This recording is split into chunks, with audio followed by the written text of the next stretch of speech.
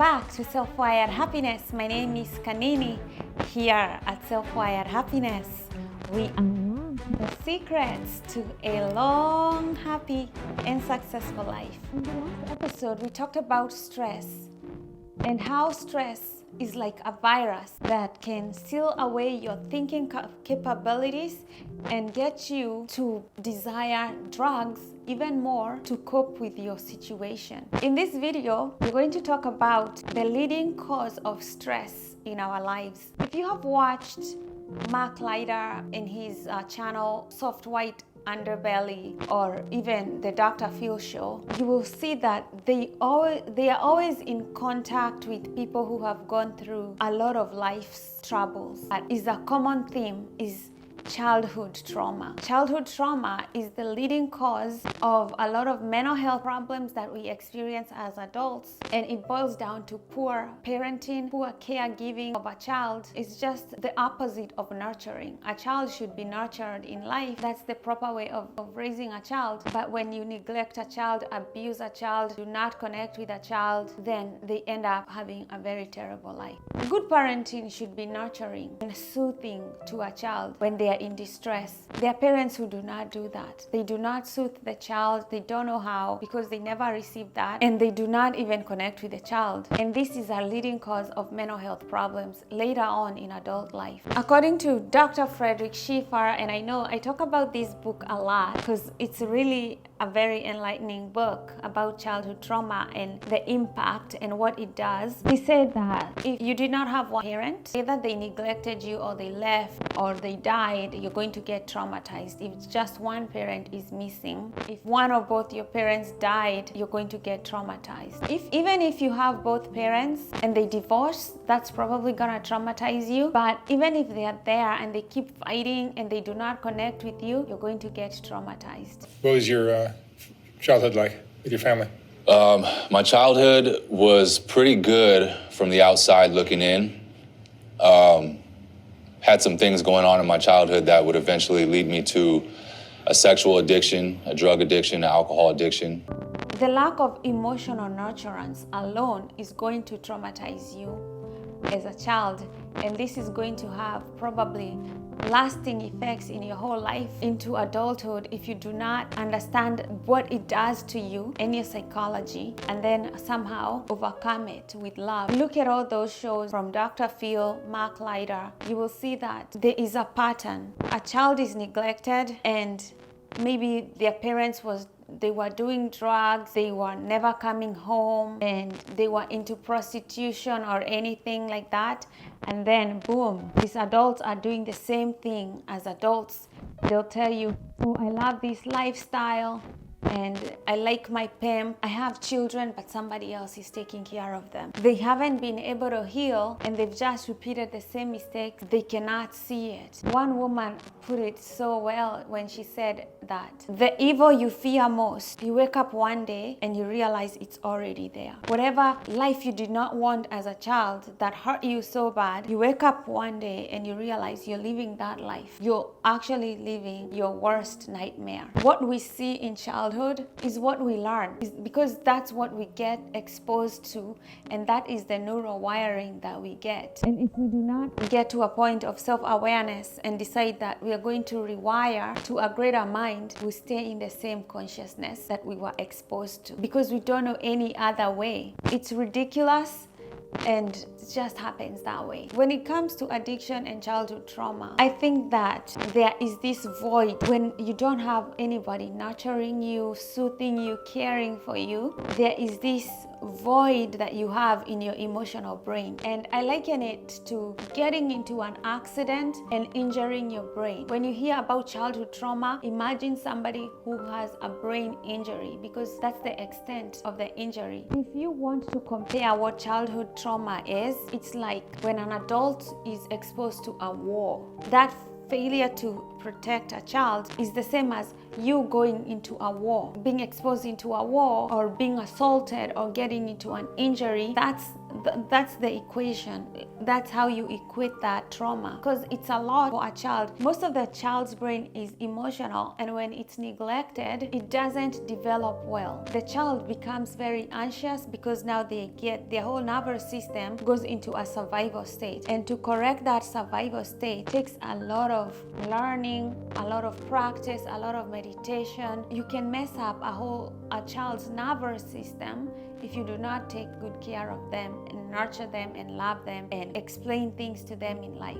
We still do not advocate enough for kids who have lost their parents, kids in foster care system. They still do not have early intervention where they are given guidance and counseling and taught how to cope at a very young age, and they are the most at risk of getting into drugs later on in life. I think we should do a better job of advocating for children who are in an orphanage, who are in foster care systems, to make sure that they have access to therapy at a very young age, that somebody is guiding them through life the way a parent would, that somebody is also checking to see that they're hitting the benchmarks of what they should be learning, as if they had a home that was nurturing and caring. We are still a long way from that. And unfortunately, if we do not change that, it means a lot of people are going to be traumatized, and we are going to experience a lot of homelessness and people who go through addiction just because we are not able to love children and care for them. This topic about childhood trauma, very close to my heart, because I know firsthand what it does.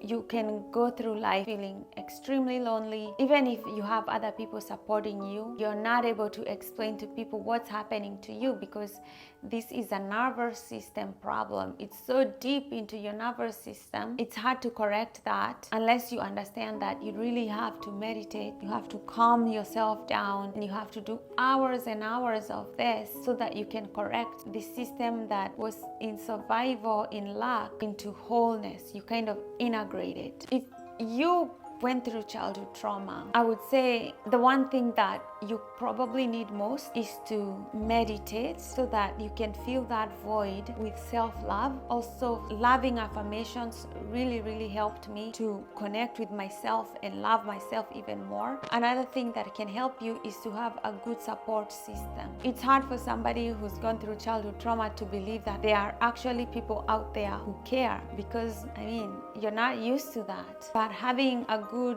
network and a supportive system is vital for your happiness, and it's vital for your mental health and to integrate with the society. You can go to a night class, you can go to school, you can go to work, and kind of strengthen those relationships even more, because you need a good support system around you and you need to feel love. When you get that, you now begin to feel whole, and when you meditate, you start integrating some parts of your body that didn't even communicate with each other. And that's when healing begins. I got a coach to talk to because I kind of like my own space.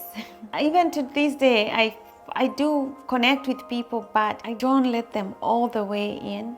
That's something I can learn in the future. But I understand my psychology, which is the most important part of self-growth, that you understand why you are the way you are. And if you find like you have already repeated some of the self-defeating patterns from your childhood into adulthood, there is seeing that, understanding that, and then seeing the light. Kind of, you see the mistakes you've done, and then you offer also forgiveness and understanding, because that's how you grow. A lot of people get stuck into blame and regret, and they never move forward. So those are the things that you can do to move forward also. Yeah, so a good support system and understanding your psychology, learning from your mistakes and moving forward. Those are some of the best things that you can do. Loving affirmations, loving yourself, and also be a good, like when you're older, try to connect with your children more, try to love them more and give them the love that you never got. There is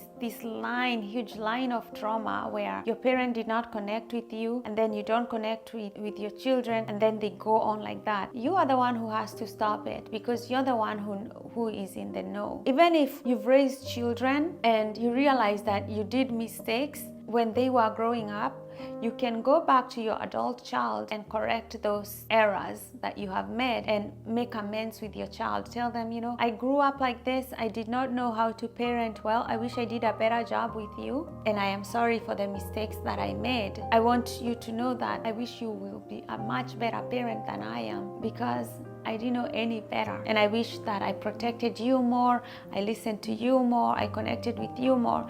It's good to mend those relationships so that you give your child the freedom to become a better parent, that you see the light, that you acknowledge the heart that's there. That helps them heal and they can move forward with your life. All children want to know is that you admit that you are not perfect, but you still love them and you care for them. They want that connection back. If you can understand that and give them that connection and heal those relationships, it's gonna be wonderful for you and your family and the things that they're going to do in the future. I wouldn't end this video without highlighting some of the things that I think should be corrected in the education system, especially in Kenya. I grew up in Kenya, and one of the saddest things that I see kids going through is kids have to wake up every morning. They have to go to school. Sometimes, they're not well fed, and then they are struggling to go to school to get an education. They go to school, and then there is this teacher who is abusive, because I don't know, they still allow beating in schools. Why do you have to beat children who have struggled to wake up in the morning to go to school to learn? They are probably not even well fed, and you beat them up. Teachers beat children at school in Kenya, and we have seen cases where some children have died out of this kind of abuse. Why are we allowing teachers to beat children at school? This should be a crime. It shouldn't be happening. On a neurological level, it doesn't even make sense. If you want a child to learn, you need to pair learning with something that's exciting and fun. That way they learn better. But if you pair learning with punishment,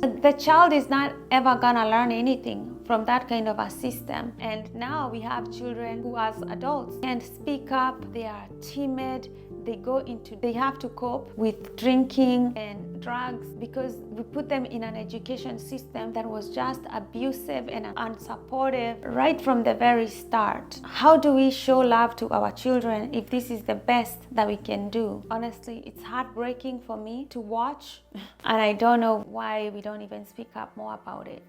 We can do better, a lot better, to support our children, go to school and learn and have fun and become happier adults, much happier than we were. We don't have to repeat the same mistake. A lot of people justify beating kids with the Bible verse, spare the rod, spoil the child. Don't beat children at school, and don't use that as a justification to abuse children at school. If you see somebody who is into drug addiction, they are stressed out, they are coming from a very hurtful childhood, the best thing you can do is to not add to that hurt, not to add to the burden of shame and fear and guilt and stress that they already feel. Because this person is broken, there is no need to add more hurt, and come from that understanding that the least you can do is to not add more harm or more hurt to them. Be gentle, be kind, and be nurturing. Let them be touched by your empathy and your kindness and your compassion. Thanks again for tuning in